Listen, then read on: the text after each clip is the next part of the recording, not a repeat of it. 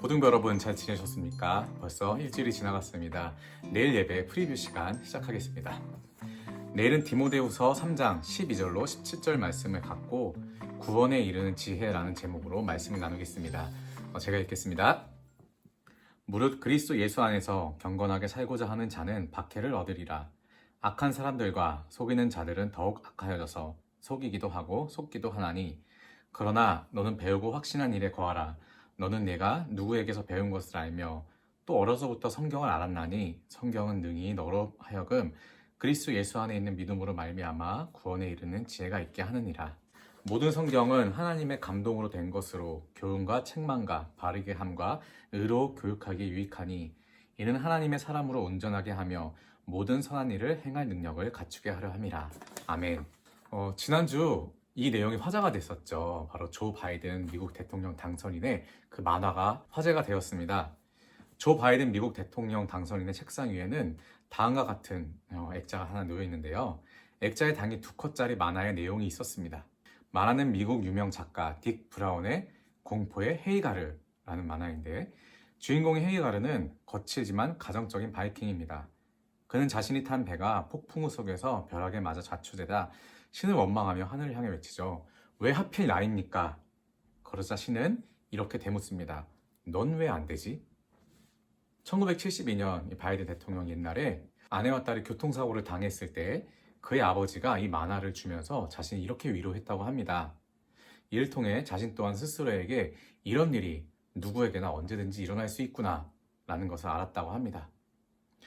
이런 일이 누구에게나 언제나 일어날 수 있지만 너 스스로 일어나지 않으면 그 일이 너를 삼키고 말 것이라면서 마음을 잡았다고 합니다. 누구나 살면서 힘든 일, 안 좋은 일을 겪습니다. 하나님을 믿는 사람이건 안 믿는 사람이건 다 마찬가지인 것 같아요. 하나님을 잘 믿는다고 어려운 일이 안 일어나는 것도 아니고요. 하나님을 안 믿는다고 좋은 일이 안 일어나는 것도 아닙니다. 그렇다면 우리는 어떻게 이 세상을 살아가야 할까요? 그 상황 자체에 빠져서 계속 허우적거릴 것인가?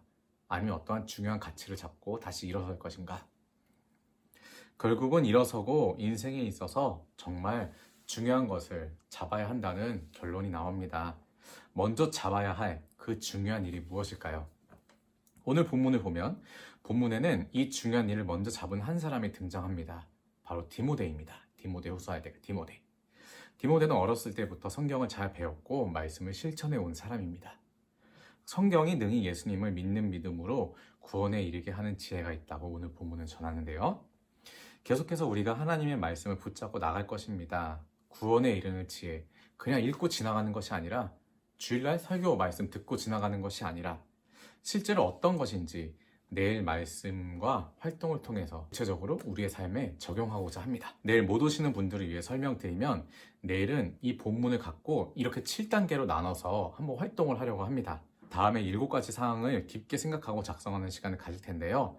먼저 기도를 해야죠. 성경을 읽을 때 하나님의 영으로 씌어진 것이니 하나님의 영으로 풀어달라고 우리가 기도를 할 것입니다. 그 다음에 본문을 자세히 읽을 거예요. 디모데후서 3장 12절부터 17절 본문을 자세히 읽고요. 이것을 한번 자신의 이야기로 쓰는 겁니다. 성경 이야기를 그대로 쓰는 것이 아니라 내가 이해하고 보면서 써도 돼요. 내 이야기로 다시 풀어서 쓰는 것이죠. 네 번째로 각 구절에 대한 구체적인 예를 한번 들어보는 겁니다. 그러니까 악한 일 계속 있게 돼 있고 속이는 일도 있게 돼 있죠. 이런 것을 다시 한번 풀어서 쓰는 거예요. 그러니까 시간이 조금 오래 걸릴 겁니다. 5번째, 여기서부터 이제 중요하죠. 본문에서 느낄 수 있는 하나님은 어떤 하나님인가? 네, 이것도 쓰는 거예요. 본문에서 느끼는 하나님은 과연 어떤 하나님인가? 생각을 해야 나오겠죠. 그 다음, 그렇다면 오늘의 말씀을 내 삶에 어떻게 적용시킬 것인가? 여기서부터 이 하나님의 말씀이 내 삶과 연결이 되는 것입니다.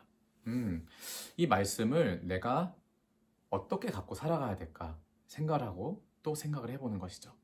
마지막으로 그렇다면 나의 다짐을 갖고 기도하는 것은 마무리됩니다.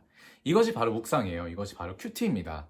이것이 제가 봐온 묵상의 방법이고 저는 지금도 이 방법대로 묵상을 하고 있습니다.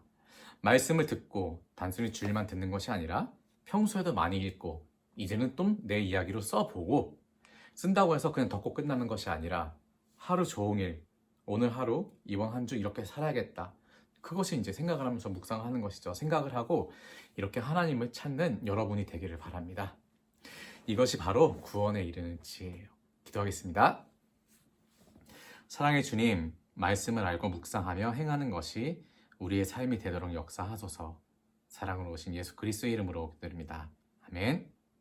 내일 광고도 지난주와 똑같습니다. 아직 우리 신방 스케줄, 도사님과 데이트 스케줄 올리지 않은 학생들은 올리셔가지고 전도사님과 여러 가지 이야기하는 시간 갖도록 합시다. 자, 함께 만들어가는 고등부 예배, 어떤 예배를 우리가 만들어갈지 항상 하나님께 이야기하면 좋겠습니다. 그러면 내일 만나겠습니다.